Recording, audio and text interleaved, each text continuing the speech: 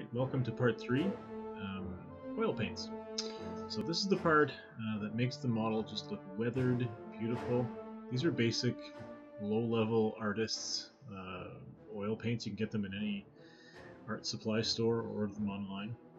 Like $5 to $10 for each tube of this stuff. It's made with linseed oil, it's not poisonous or anything. You thin it with a spirit thinner, which is made for oil paints. The spirit thinner also works on enamel paints, the stuff that we used before. And so what makes oil paints different from acrylics is that oil paints, they just never dry. It takes like a couple days for the paint to dry.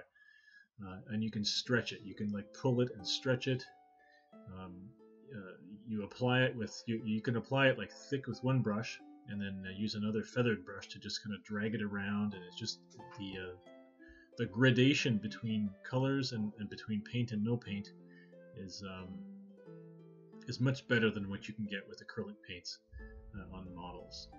You don't want to apply it on parts of your model that are going to be raised, because it doesn't bond to plastic like acrylic paints, or like it can be rubbed. It's easy to rub off, and again, it doesn't dry very fast. But to fill cracks and things, it's really great, especially if you thin it with thinner. So in my paint pot, I'm a terrible YouTube video builder because it didn't show how I did that. Wait, no, I'm a great YouTube builder because I just realized that I could just refilm a part where I show you how I mix paint and stuff. So this is cheap, the cheapest oil paint I could get at Michael's. I think I got this. Might have been at Wallach's, which is a store on Bank Street in Ottawa. It's just low-end linseed oil paint. It's in a little pot with thinner, which is this stuff. And so I don't think the oil paint is poisonous, but the thinner is super poisonous. So don't drink it. The thinner can also be used to thin the panel liner. That's what I'm talking about here. So yeah, super dangerous thinner. Yeah, so the paint's just like in the pot, super out of focus. I'm sure you're gonna get it in. Yeah, here we go. And you just kind of like get some thinner on your brush, drag it down so you get like some nice thinned paint, just like that, and onto the model. I'm gonna go on the model now. Here we go. Like just kind of like put it in there, whatever. This is a thick blob. It's pretty thick. It's gonna smear pretty bad. And then you just kind of drag it out with the brush until it's blended. Now imagine that was underneath a pipe or something. In this case, for panel lines, you probably want to use panel liner instead of oil paint, or let the oil paint dry and then just brush it off. But using the thinner, that's like cutting. It's like cutting through butter, man. It just removes the paint. Anyway, so there you go. That's just wanted to insert this into the video. Back to our regular video. But I essentially have a little paint pot. You can see it just on the bottom of the screen. I just put some thinner in the bottom, and I squeezed out some paint onto the sides. And you just kind of drag the paint down into the thinner to make it thinned, and then just put it on the model. And it'll just like spread into the cracks, kind of like the enamel stuff did. Let's just go over the whole model. Just liberally apply it, especially since Y-Wings and the Rebel Alliance fighters in general are very dirty. Just kind of spread it all over the model, and then afterwards you go over it with the larger brush that you see on the right there, and just kind of drag it out, smear it, and it just ends up looking really good. Spoilers, the part of the video that I recorded, or that I thought I recorded, showing most of the dragging of the paint out, didn't happen. Or there seems to be no file anywhere, so I guess I screwed that up. But you'll see the final results. And it's not rocket science, and don't be afraid. One thing I like about the oil paints is that when you apply a matte varnish at the end, because usually you don't want your ships to be shiny, not your Rebel ships anyway, it makes it, anything that's been weathered with oil paints that you apply a matte varnish to is really matte, like very, very dull, not shiny, reflective or anything. So that's really great. If you want it to be shiny and reflective, you try to put a gloss coat on top of that. The oil paint just sucks it up and turns it into less glossy. So keep that in mind. So I'm just going into all the deep cracks, and I've got sort of some brown, some black, some red, some yellow, and I'm just sort of mixing it all in. A lot of rust on these old Y-Wings.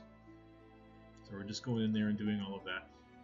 And as I handle the model, I keep breaking the jet flumes in the back, and also keep breaking off little pieces. So I just have to glue them back on after. It is the way it is. And I'm using the little. I tried using the bigger brush, but it just kind of goes on low. So the little brush, you can really get in between the cracks and just, yeah, you're just painting it dark, filling it in. You know, like anywhere there's an edge, especially those blue-gray precast pieces, which don't look so great. Well, they look like blue-gray precast pieces of plastic. But when you see here I'm feathering. Thank goodness this is in the video. I'm very excited. See, it just pulls it out, and it's just amazing the way it ends up looking. So, again, terrible videotaping technique. I'm learning, I guess. But yeah, so you just go in there, and it just shades and just looks really good. So, and you'll see it again in the final video when I reveal that. People think oil paints smell bad, but no, oil paints actually smell good because they're made with linseed oil. It's the thinner. If you don't get the lemon smelling or the non-scented, it can smell really hard, really bad, and you wanna work in a well aerated room. The oil paint on the sort of the shiny part, I'm just going into the cracks, and then I'm using sort of a sponge with a bit of thinner on it, and the sponge with thinner tends to remove too much, so you want to be careful there. And so I'm going in with the brush again, trying to go thicker on the black on the back end of the engine cowl or whatever you want to call it. Going in underneath those pipes. And the great thing, the thing that's good about oil paint that's not as good with the panel liner. The panel liner is, it's not oil paint. It's alkyd, enamel. When you use a sponge or a brush that has thinner on it, the oil paint just comes right off. Like so it's really great for brushing across the surface of things. And the oil paint doesn't have, I find the panel liner, it's better if you let it dry. And it dries faster than oil paint. Let it dry overnight or let it dry for a few hours, and then you use your sponge or whatever to clean it up. Whereas oil paint, you just go on and immediately go on afterwards with your brush, with your soft brush to sort of spread it out and pull it out. And like, the Bob Ross where he makes clouds, or he makes,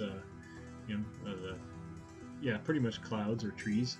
He'll like blop on paint with a trowel, and then afterwards he'll go in with a big brushy brush, fluffy brush, and just kind of like go and just spread it out.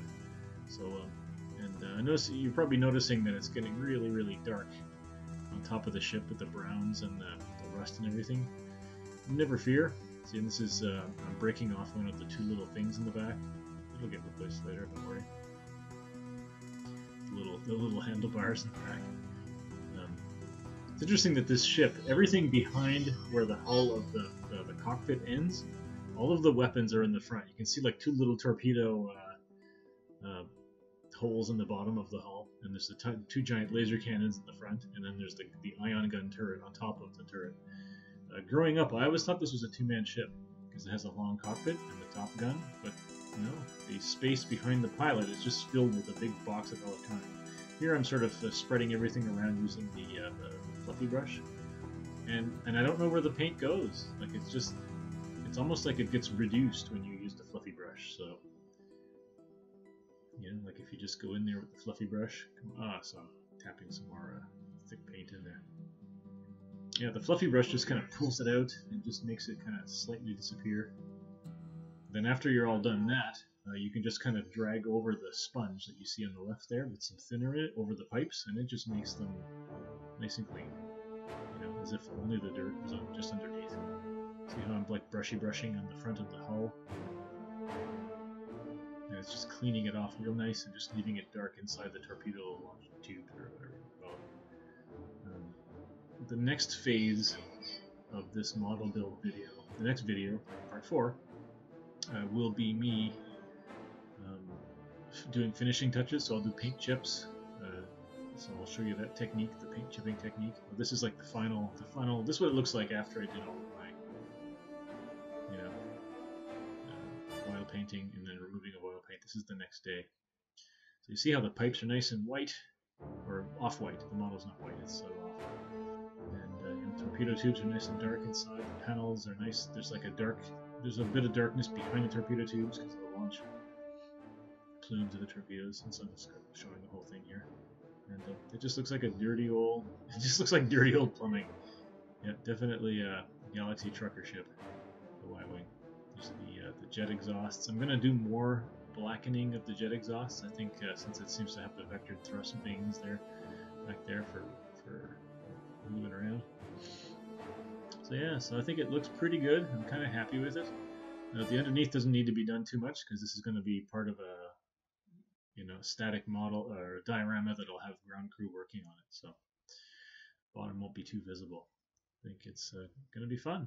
So there you go. Stay tuned for part 4, finishing touches. Dun dun dun.